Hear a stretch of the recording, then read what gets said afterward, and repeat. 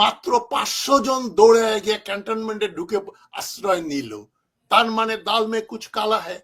এই 500 জন ডাইরেক্টলি মানুষ হত্যা করেছে, লোকজন চেনে দেখেছে। তো ওই জানের ভয়ে তারা পালিয়েছিল, তাদেরকে উনি পরে ছেড়ে দিলেন নিরাপদ আশ্রয়ে। তারা কোথায় চলে গেল উনি জানেন না। তার তো উচিত ছিল ডক্টর ইউনূস যখন ক্ষমতা নিলেন 8 তারিখে, তাকে স্যালুট করে গিয়ে বলা উচিত ছিল, স্যার এই যে 626 জনের লিস্ট, সেটা উনি করেন নাই। সিটিং জেনারেল বলছেন কবে নির্বাচন হবে না হবে, আগেও বলেছেন 25শে ফেব্রুয়ারিতে বলেছেন, আবার 21 তারিখেও বললেন। এই অধিকার তাকে কে দিল? আমি ডক্টর ইউনূসের জায়গায় হলে তো তাকে ওইখানে ডিসমিস করতাম। Doctor Yunus also defence minister, ওনার এটা করা উচিত ছিল, উনি করেননি। কেননা ডক্টর ইউনূসের সরকারকে আমি বলি কোমর ভাঙা সরকার। তিনি সাহস পাননি, যে সাহস পায় না তার সিংহাসনে বসার অধিকার নেই। আমি জাতীয় সরকার এবং 4 জন ভিতরে 3 জন বাইরে এ সম্বন্ধে কিছুই জানি না। তবে আমি প্রথমে একটু ক্লারিফিকেশন দেই যে দুজন বন্ধুই আমাদের মোস্তফা সরওয়ার সাহেব এবং ব্যারিস্টার আশরাফুল ইসলাম, দুজনই ওয়াকারকে খুব ভালো মানুষ বলে প্রতীয়মান করার চেষ্টা করেছেন। আমি তাদের সঙ্গে ডায়ামেট্রিক্যালি ভিন্ন মত পোষণ করি। Waker is not another general Nuruddin. Waker অগাস্টের 3 তারিখে বাধ্য হয়ে বলেছেন যে আমি আর করব না, গুলি চালাবো না, আমার সেনাবাহিনী আর গুলি চালাবে না। সবাই বাবা ধন্য ধন্য, এই হচ্ছে দেশপ্রেমিক।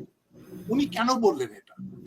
এর আগ পর্যন্ত শনির আখড়া, উত্তরা এবং ঢাকা শহরের বিভিন্ন জায়গায় স্নাইপার গুলি করে মানুষ মেরেছে, হেলিকপ্টার দিয়ে মানুষ গুলি করে হত্যা করা হয়েছে। তারপরে সেনাবাহিনীর একজন লেফটেন্যান্ট কর্নেল, তিনি নিলিং পজিশনে গিয়ে AK-47 দিয়ে মানুষকে গুলি করে, শুট টু কিল, গুলি করেছেন। ওয়াকার মিথ্যাচার করলেন যে আর্মি কাউকে হত্যা করেনি, পুলিশ মানুষ হত্যা করেছে, আর আমাদের আর্মির গোলাগুলিতে মাত্র 5 জন আহত হয়েছে। এটা মিথ্যাচার একেবারে, সবাই জানেন মিথ্যা কথা। ডকুমেন্টের এভিডেন্স আছে যে আর্মির সিপাহীরাও, অফিসাররা পর্যন্ত মানুষ হত্যা করেছে। সেটাও তো জেনারেল ওয়াকার আবার অস্বীকার করলেন, যে ওনার লাস্ট স্টেটমেন্ট। এই ধরনের কথা বললে দেখেন, আমি ওই খুব ক্রূঢ় ভাষায় বলতে, এই ধরনের কথা যারা বলে তাদের কানের নিচে মারা দরকার। তো মিথ্যাচার। এবং বললেন যে উনি 626 জনকে ধরে রেখেছিলেন, তারপরে ছেড়ে দিলেন। এটা কেন করলেন উনি? উনি ডক্টর ইউনূস, উনি তো গতকালকে যেটা আইএসপিআর এর পক্ষ থেকে জানানো হয়েছে, সে একটা লিস্ট দেওয়া হয়েছে। এইটা তো আমি তো মনে করি এটা আইএসপিআর জেনারেল ওয়াকারকে ডিফাই করে এই লিস্টটা ছাপিয়েছে। আমি ভুলও হতে পারি, তবে যদি ওয়াকার করে থাকেন তাহলে আরো বড় বড় ক্রিমিনালদের নামগুলো মুছে দিয়ে শুধু কিছু পুলিশের সিপাহী, হাবিলদার, এদের নাম দিয়ে উনি করেছেন। যদি দুটোই সম্ভব। তবে আমার কেন মনে হয় ISPR, inter services public relations, army, navy, এয়ারফোর্সের মিলে যে স্পোক্স পার্সন যেটা দিয়েছেন, সেটা ওয়াকারের কে বিবস্ত্র করার জন্য। কারণ সেখানে আমরা অনেকগুলো নাম দেখেছি, এই যে শিরিন শারমিন থেকে শুরু করে পুলিশের আমিনুল ইসলাম, ডিবি চিফ ছিল কি আমিরুল ইসলাম না আমিরুল ইসলাম না কি নাম, ওইটা ছিল। তারপর ডিবির হারুন, তো এ ধরনের লোকজন ছিল, পলক ছিল। তারপরে উনি সালমান রহমানের কথা বলেন নাই, আনিসুল হকের কথা বলেন নাই। যাই হোক, মিথ্যাচার, অনেক গুরুত্বপূর্ণ মানুষজন ছিলেন। তবে যেটা হচ্ছে উনি কোনো কিছু স্যাক্রিফাইস করেননি। উনি জানের ভয়ে, কেন আব্দুল আল মামুনের কথা বলছেন, আব্দুল মামুন আইজি ছিল, তারপরে চিটাগং রেঞ্জের আইজি মনিরুল ইসলাম, পুলিশ কমিশনার, তারপরে বড় বড় অফিসাররা, এবং যে সিপাহীগুলো, যে হাবিলদার, সিপাহী, সাব ইন্সপেক্টর দৌড়িয়ে গিয়ে ক্যান্টনমেন্টে আশ্রয় নিল।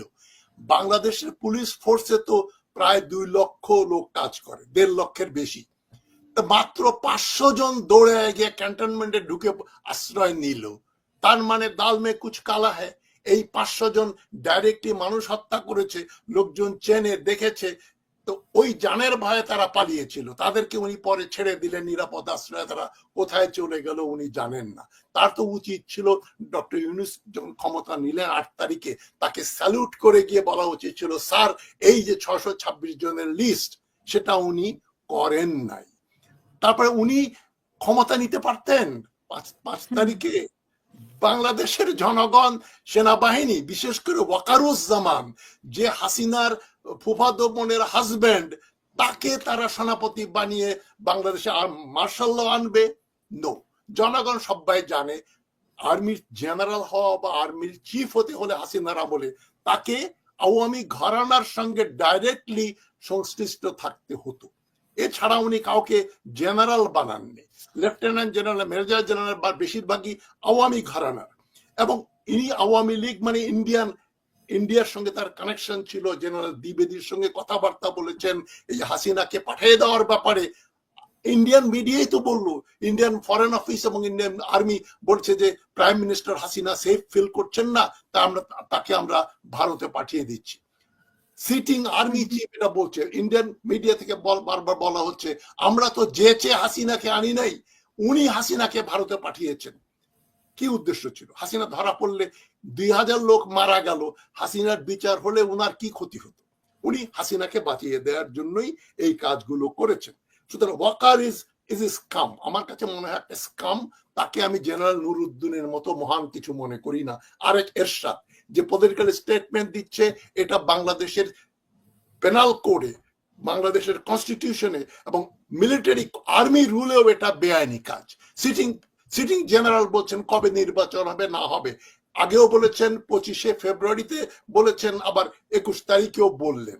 এই অধিকারটাকে কে দিল? আমি ডক্টর ইউনূসের জায়গায় হলে তো তাকে ওইখানে ডিসমিস করতাম। Doctor Yunus also defence minister, ওনার এটা করা উচিত ছিল, উনি করেননি। কেননা ডক্টর ইউনূসের সরকারকে আমি বলি কোমর ভাঙা সরকার। তিনি সাহস পাননি। যে সাহস পায় না তার সিংহাসনে বসার অধিকার নেই।